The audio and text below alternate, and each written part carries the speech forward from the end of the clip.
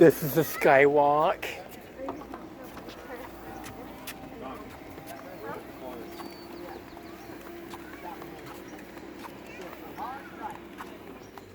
Redwood trunks are uprooted and tall. The largest tall trees are measuring 30 feet across at their base, and certain much as 300 cubic feet in the world. Enough to build this famous Eureka home. Wait up, man. Wait, dude. Keep it going, yo. Then we go up. Let me read this. Want to read it real quick before we go all the way up? Firm foundations for such tall trees. Redwoods have surprisingly shallow roots, seldom more than 6 feet deep.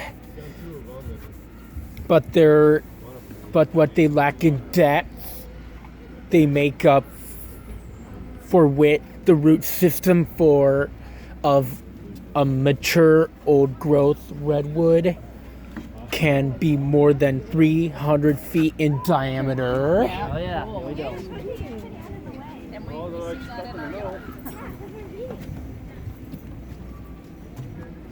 Up we go. Beauty and the Beasts. Rhododendrons and huckleberries thrive in the redwood understory, forming dense thickets that provide essential habitat for hummingbirds and other wildlife, and offer a spectacular display of blooms in the spring.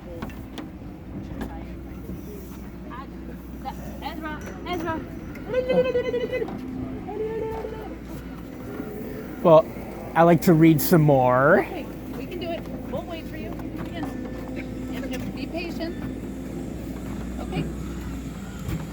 Reaching for the top, adventurers and naturalists have long explored the North Coast backcountry looking for the tallest redwoods. Innovative climbing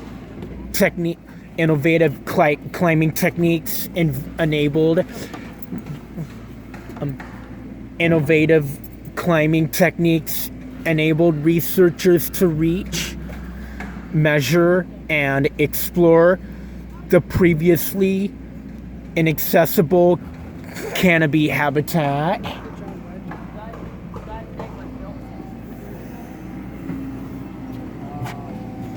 Air gardens. The large limbs, branches, and crotches of a redwood crown grow so tightly together that soil can begin to form from wind-blown dust and decomposing needles. Over time, these soil mats collect and retain water and can grow quite large, becoming homes to many species of plants and animals. You've got to be patient.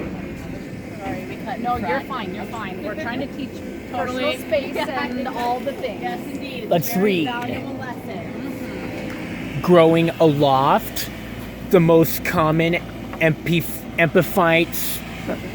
The most common epiphytes on redwoods.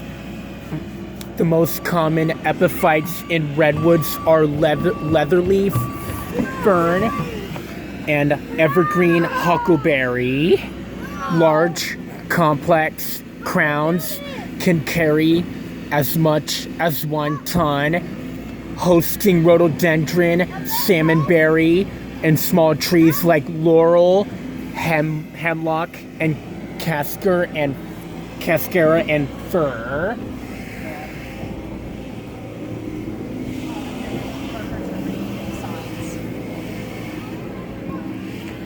The canopy critters, when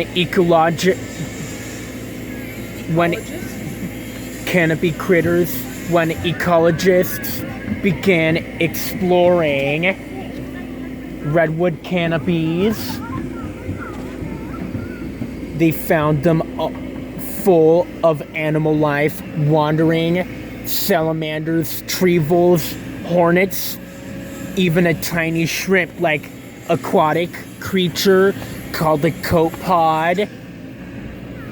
Many of these animals live their entire life cycles in the canopy. All right, buddy. Man, there's a lot of reading going on here, huh? There's a lot of reading going on. We got a lot of people behind us who might not be around.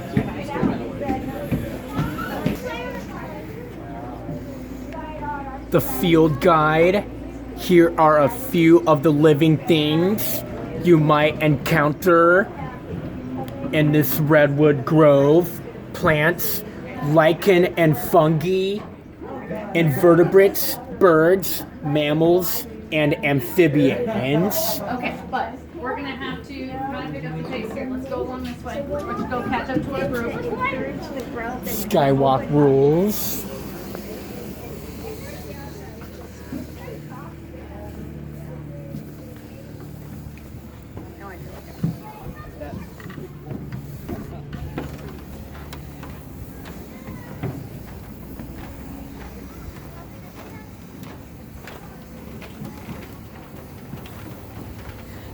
Doing the skywalk. We're kind of high in the sky. I'll read this branching out. The first branches of an old redwood can be over 200 feet above the ground. The dense canopy shades out lower branches, producing tall, straight trunks, prizing by lumberman. Redwood heartwood is among the most decay resistant of all woods. These factors led to the rush for red gold and elimination of virgin forests.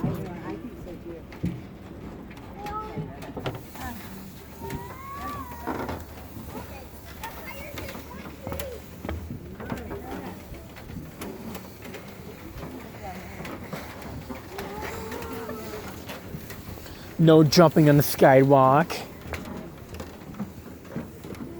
Let's wait for Jenny. Berkman, wait. Wait for Jenny. Let's read buds and burls. Many redwoods feature distinctive knobby growths called burls, while many species of trees can form burls. Redwood burls are the largest ever known. Let's go all the way around. One massive burl discovered in 1977, just 30 miles north of here, weighed 432 tons.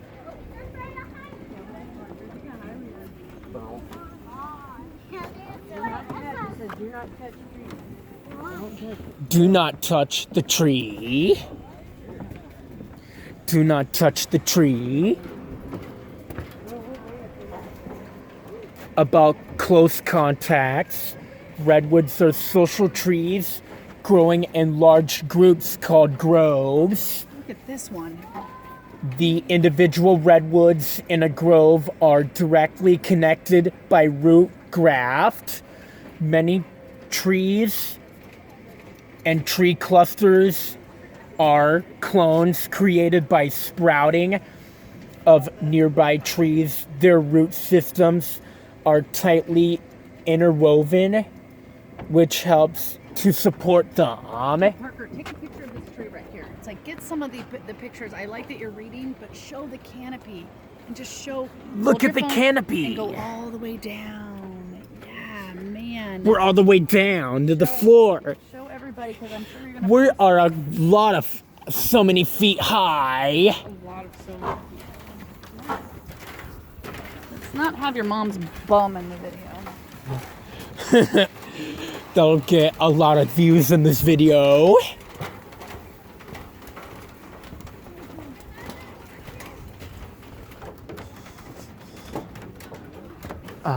Let's go this way first. Okay, hold on. Hold on. Let's wait. No, wait. Birds of a feather. The Pacific wren is one of the most common birds in redwood habitats. No bigger than a golf ball, the wren has a distinctive song heard year-round throughout the groves. Bird life may seem scarce in redwood forests, but that's only because it's difficult to see them below. We're really high off the ground. Are you doing this for your podcast? Yeah. Here we go, skywalk. We're hiking the skywalk. Whoa! Balancing bridge. And oh, we're floating above the ground.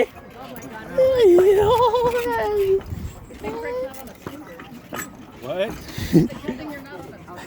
Good thing we're no scooters allowed in the skywalk.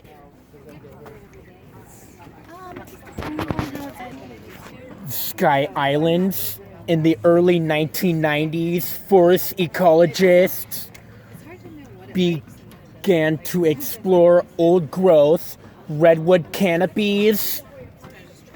They were amazed to discover many forest floor plants were growing in the canopy.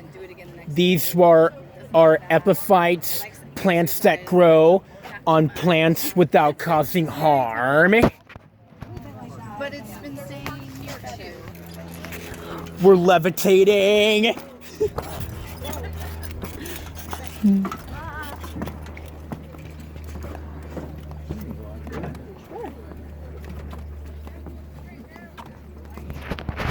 Small bridge. Small bird. No, it was Floating up the ground again. What is that? These are called shady characters. The high, dense canopy of the coast redwood grove creates a cool, moist shade environment on the forest floor, perfect for shade-loving plants like ferns, trilliums, and sorrel, and fungi that grows in decomposing logs. Are you a fun guy? Beautiful looking mushroom. Uncle Craig's leading the path.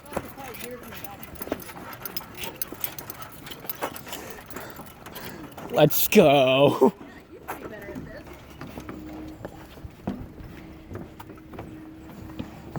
That one, Scars and Strikes. Redwoods are naturally fire resistant. They contain no pitch or resin. No pitch or resin. And their thick bark provides a protected shield. Researchers have found charcoal high in the canopy, evidence that these trees can occasionally be struck by lightning and survive. That was fun. Yeah, that was, huh? So, of living together, standing snags and fallen trees decomposing on the forest floor are a vital part of redwood habitats. Scientists have only recently begun to understand how interdependent the plants and animals of the understory are, and how important they are for the ecosystem. Yeah, aging well. Redwoods are exceptionally long-lived. Scientists estimate the oldest trees in Sequoia Park to be 600 to 800 years old. I didn't even realize that was. That's just middle age by redwood standards. The oldest known coast redwood dates to be 480 BCE, 48 years before the Parthenon was built. Perhaps even older trees are awaiting discovery.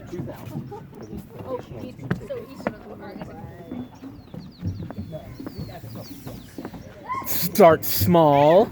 Redwood seeds are tiny, no bigger than a tomato seed. Are they close enough though?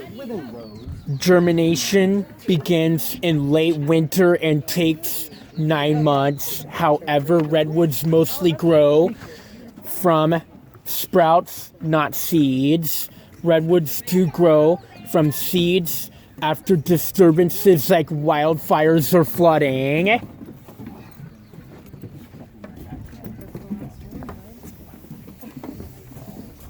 Last one's right here. I mean, you know me. I'm up for it right now. Like, I think life is fine and whatever. Read again. Oh, pardon me. Tall tales. Coast redwoods are the tallest trees in the world.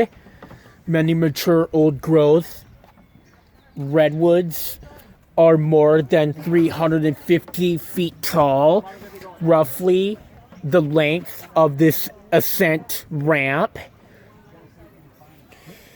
Some are even taller. This illustration compares some of the Earth's tallest species. Can you spot the people? Let's go to the movies. I'm not going there.